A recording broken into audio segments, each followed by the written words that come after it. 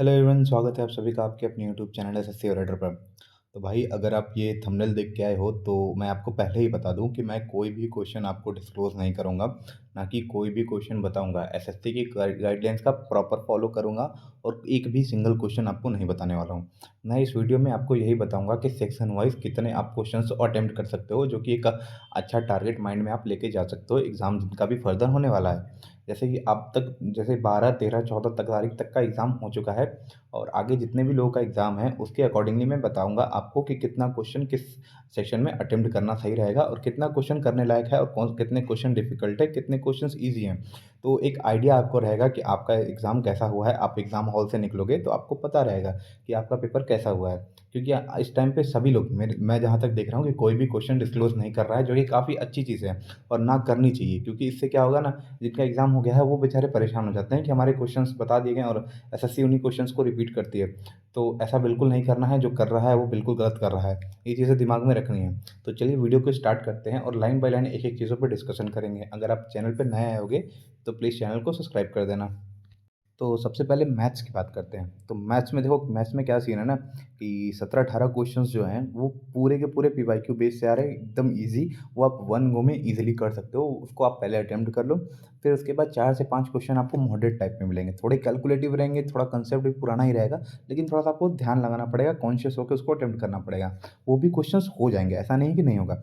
हाँ, हालाँकि 1 से 2 क्वेश्चन आपको किसी भी शिफ्ट में डिफ़िकल्ट देखने को मिलेंगे और वो होना भी चाहिए। बिना डिफ़िकल्ट क्वेश्चंस के ग्रुप बी की नौकरी ये जस्टिफाइड नहीं है। तो अगर 1-2 क्वेश्चंस आपके शिफ्ट में मैथ के टफ आ जा रहे हैं तो घबराने की कोई ज़रूरत नहीं है। ओवरऑल आप अगर 22-23 क्वेश्चन या फिर इवन 21-22 भी क्वेश्चन कर ले रहे हो तो मैथ्स में एक अच्छा अटेम्प्ट है। इतना मान के चलो, ये मत सोचो कि 25 के 25 आपको अटेम्प्ट करने हैं। जितना आपको आ रहा है उतना अटेम्प्ट करो, एक्यूरेसी के साथ अटेम्प्ट करना है मैथ के सेक्शन को। आपको माइनस मार्किंग कम से कम खानी है। ये नहीं कि 4-4 क्वेश्चन, 5-5 क्वेश्चन मैथ्स में गलत करके आ रहे हो। तो आपको सिली मिस्टेक का ध्यान दो, आराम से ईज़िली वन गो में जितने क्वेश्चंस हो रहे हैं करो। 2-3 अटेम्प्ट में पूरा पेपर अटेम्प्ट करना है, ये माइंड में रख के चलो। और जो मैं बता रहा हूँ ये चीज़ें ध्यान में रखो कि 17-18 क्वेश्चन हो जाएँगे ईज़िली, तो आप पैनिक मत करो अभी फ़िलहाल। फिर अब मैथ्स के बाद रीज़निंग की बारी। रीज़निंग में भाई अब पेपर देख के तो लग रहा है कि एकदम ईज़ी आ रहा है। मतलब पेपर के क्वेश्चंस तो नहीं पता चल रहे हैं, लेकिन जैसे रिव्यूज़ देखने को मिल रहे हैं ना कि रीज़निंग को सारे लोग, जितने भी लोग एग्ज़ाम दे के आ रहे हैं, सब बता रहा है कि रीज़निंग बहुत ईज़ी है और मेरे अकॉर्डिंग भी रीज़निंग बहुत ईज़ी आ रही है। रीज़निंग आराम से 22-23 क्वेश्चन आप बना लोगे बिना डिफ़िकल्टी के एक गो में। 3-4 क्वेश्चन आपको हालाँकि मॉडरेट दिखेंगे, एक आध क्वेश्चन आपको डिफ़िकल्ट भी दिख सकता है, लेकिन वो आप कर लोगे क्योंकि रीज़निंग बहुत ज़्यादा डिफ़िकल्ट सब्जेक्ट तो है नहीं कि जिसमें आपको प्रॉब्लम होगी। तो माइंड में लेके चलो कि आपको रीज़निंग में अच्छा स्कोर करना पड़ेगा। वहाँ पे आपको पीछे नहीं होना है। रीज़निंग में जितना ज़्यादा से ज़्यादा अटेम्प्ट कर पाओ, जितना एक्यूरेसी के साथ चीज़ें कर पाओ, तो आपके साथ प्लस पॉइंट रहेगा। क्योंकि जो पढ़ा है, जो बच्चा 6 महीने, साल भर से तैयारी कर रहा है ना, उसके लिए रीज़निंग एकदम ईज़ी है, कोई प्रॉब्लम नहीं है, वो कर रहा है और ये अच्छी चीज़ है। आप इसको फ़ॉलो करो, 22-23 क्वेश्चन आराम से अटेम्प्ट करो बिना हड़बड़ी के और अपना टाइम मैनेजमेंट भी देख लेना। रीज़निंग कितने टाइम में होनी चाहिए, ये भी आपके माइंड में होना चाहिए क्योंकि रीज़निंग को भी बहुत ज़्यादा टाइम नहीं दे देना है। ठीक है? सारे सब्जेक्ट करने हैं। तो रीज़निंग में 22-23 क्वेश्चन इनफ है। ठीक है? फिर उसके बाद इंग्लिश की बात करते हैं। तो देखो इंग्लिश का क्या सीन है ना, इंग्लिश में से 15-16 क्वेश्चंस जो हैं, वो थोड़ी ईज़ी हैं। लेकिन मैं बता रहा हूँ फिर से, तो 5-6 क्वेश्चन आपको, जैसे पैसेज के क्वेश्चंस, पैसेज हर जगह थोड़ी डिफ़िकल्ट होती है। डिफ़िकल्ट इन द सेंस कि टाइम टेकिंग होता है। आपको पूरा पैसेज पढ़ना पड़ेगा, तब उसके आंसर्स देने पड़ेंगे। एक आध क्वेश्चंस पैसेज वगैरह में भी ऐसे होते हैं ना कि जो बिना क्वेश्चन पढ़े को आप अटेम्प्ट कर सकते हो। लेकिन मैं यही सजेस्ट करूँगा, एक बार पैसेज के साथ ग्रो थ्रू कर लेना, पूरा पैसेज पढ़ लेना। उससे क्या होगा ना, आपको आंसर करने में एक्यूरेसी मेंटेन रहेगी और आप इजीली आंसर कर पाओगे। तो वहाँ पे 5-6 क्वेश्चन जो हो जा रहे हैं वो मॉडरेट हो जा रहे हैं और पीक्यूआरएस जो है ना वो थोड़ी लेंथी आ रही है मेंस टाइप जैसे। जैसे मेंस में जैसे पैटर्न पे आते हैं क्वेश्चंस, उस पैटर्न पे क्वेश्चंस आ रहे हैं। तो पीक्यूआरएस को भी थोड़ा ध्यान से अटेम्प्ट करना है।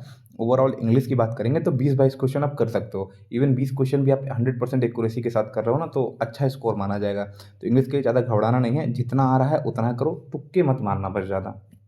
फिर अब सबसे मेन टॉपिक के बारे में बात करेंगे, जीके जीएस, जो कि भाई आज ही से नहीं, 3-4 सालों से या फिर जब से एसएससी एग्जाम करा रही है, जीके का डर सबके मन में पहले से भरा रहता है। इवन इस बार भी जीके ने पूरा तांडव मचा रखा है। आप 10 से 12 क्वेश्चन ही इजीली कर पाओगे।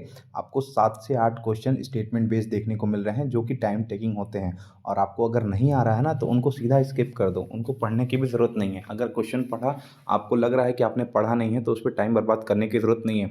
इवन इसके पहले वाले पैटर्न में आप 5 से 6 मिनट में जीके को कर लेते थे, लेकिन अब 10 मिनट के आसपास लग जा रहा है पूरा, अगर जीके आपको अच्छे से अटेम्प्ट करना है तो यहाँ पे आपको टाइम मैनेजमेंट आना चाहिए, कितना टाइम आपको किस क्वेश्चन को देना है, ये चीज़ें ध्यान से करनी पड़ेंगी। ठीक है, 6-7 क्वेश्चन आपको मॉडरेट मिलेंगे, मॉडरेट इन द सेंस कि थोड़े डीप में पूछा है, बाकी स्टेटमेंट वाले में आपकी नॉलेज देखी जाएगी कि आपको कितने क्वेश्चन के बारे में कितना पता है। ठीक है, तो जीके का मैं यही कहूँगा कि जीके सबके लिए परेशान कर रही है और सबको परेशान करेगी भी। तो जीके का बहुत ज़्यादा टेंशन नहीं लेना है, और जितने लोग बता रहे हैं, जो भी लोग बता रहे हैं, उनको ध्यान से सुनना है और उन चीज़ों को फॉलो करना है। ठीक है, ऐसा नहीं कि आप बहुत ज़्यादा प्रेशर में कर रहे हो जीके को लेके, बहुत ज़्यादा टेंशन हो कि जीके में आपका 8 से 10 अटेम्प्ट हो पा रहा है, 8 ही 10 क्वेश्चन आ रहा है तो घबरा जाना है। ऐसा बिल्कुल नहीं है, आप जितना कर पा रहे हो उतना इनफ है। बस यही कहूँगा कि तुक्के-वुक्के मत मारना जीके में, जितना आएगा उतना अटेम्प्ट करके आ जाना। और जीके का यही सीन होता है ना कि अगर आपने जीके अच्छे से पढ़ी है, आपको प्रॉपर नॉलेज है, तो वहाँ पे आप एज लेके चले जाओगे। लेकिन मैं बार-बार कहूँगा यही कि अगर किसी का जीके उतना स्ट्रॉन्ग नहीं है, तो भाई यहाँ पे ना इस तरह के पेपर में सबका लेवल सेम होता है और सब उतना ही अटेम्प्ट कर पाएँगे। जितना आप अटेम्प्ट कर रहे हो ना, तो दिमाग में ये रखो कि जो आपके बगल में बैठा है या फिर जो जितने भी लोग सेंटर में बैठे हुए हैं या फिर जितने दूसरी जगह पे एग्ज़ाम दे रहे हैं, उनका भी यही हाल है। ठीक है? तो जीके को लेके बिल्कुल परेशान नहीं होना है। 14 से 15 क्वेश्चन अगर आपको हो जा रहे हैं, तो मोर दैन इनफ है वो। ठीक है? तो इसके बाद में आप ओवरऑल की बात करेंगे कि ओवरऑल कितने क्वेश्चन्स आपको अटेम्प्ट करने चाहिए। तो भाई सेफ अटेम्प्ट मैं बता दूँ आपको कि 20 से 22 क्वेश्चन्स आपको मैथमेटिक्स में, रीज़निंग में 22 से 23 क्वेश्चन, इंग्लिश के 20 से 21 क्वेश्चन और जीके के 13 से 14 क्वेश्चन। इतने क्वेश्चन अगर ओवरऑल आप 75 टू 80 क्वेश्चन्स कर ले रहे हो पेपर में एक्यूरेसी के साथ, ये मैं एक्यूरेसी के साथ कह रहा हूँ कि अगर आपकी 90% से प्लस एक्यूरेसी है तो 75 टू 80 क्वेश्चन्स आप आराम से अटेम्प्ट करो। 90-95 क्वेश्चन आपको ज़बरदस्ती के तुक्के मार के अटेम्प्ट करने की ज़रूरत नहीं है। जितना आपको पेपर में आ रहा है उतना ही करो। हाँ, हालाँकि जहाँ पे 50-50 मामला दिखता है ना कि 2 ऑप्शन में आप फँस जाते हो, तो वहाँ पे आप अटेम्प्ट कर सकते हो। लेकिन मैं बार-बार यही कहूँगा कि तुक्के मत मारना, और जितने भी लोग क्वेश्चन्स बता रहे हैं, वो बिल्कुल गलत कर रहे हैं। क्वेश्चन्स वगैरह कोई रिवील नहीं करो, कोई भी चीज़ें मत बताओ। ठीक है? अगर एसएससी ने कोई गाइडलाइंस दी हैं, तो उसका प्रॉपर फ़ॉलो करो। जो चीज़ें होंगी उसको देखा जाएगा। लेकिन मैं बार-बार कहूँगा कि क्वेश्चन वगैरह डिस्कस करने की कोई ज़रूरत नहीं है। आप ये चीज़ें फ़ॉलो करो, जितना मैं बताया हूँ उतना एक दिमाग में लेके चलो कि इतना आपको सेफ अटेम्प्ट करना है। इससे कम में बात नहीं चलेगी, क्योंकि जितने लोग पेपर दे रहे हैं ना, paper easy to moderate side ही है। ओवरऑल पेपर का लेवल ईज़ी टू मॉडरेट ही मानेंगे। ठीक है? अब क्या कट ऑफ जाएगी, क्या सीन होगा, अब तो आंसर की आने के बाद पता चलेगी। लेकिन आप माइंड में लेके चलो कि 75 टू 80 क्वेश्चन्स आपको मिनिमम अटेम्प्ट करने हैं। अब जैसे भी करो आप। तो आप लोग भी पढ़ाई करो ढंग से, और कोई भी इश्यूज़ आती है मेरे को टेलीग्राम पे बता सकते हो। टेलीग्राम का लिंक मैं डिस्क्रिप्शन में दे दूँगा आपको। और वीडियो पसंद आई होगी तो वीडियो को लाइक कर देना, चैनल को सब्सक्राइब कर देना। ठीक है? एग्ज़ाम के लिए सभी को all the best. Thank you.